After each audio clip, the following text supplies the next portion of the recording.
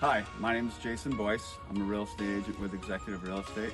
And if you're interested in living in Connecticut or moving to Connecticut, this channel covers what's going on in the local market. So if you want to hear more, come on in.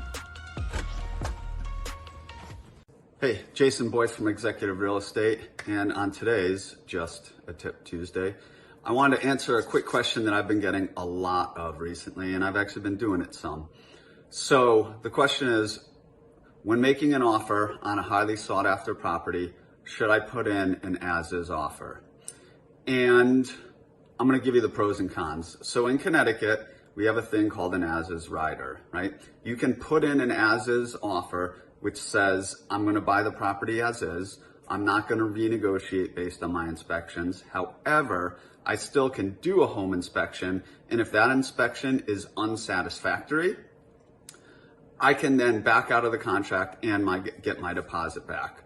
So it allows you to go in and with an as-is offer, which when you're competing against multiple offers, right, it's good for a seller because now the seller knows they're not going to have to make any repairs. But it does also protect you as the buyer. It allows you to do inspections.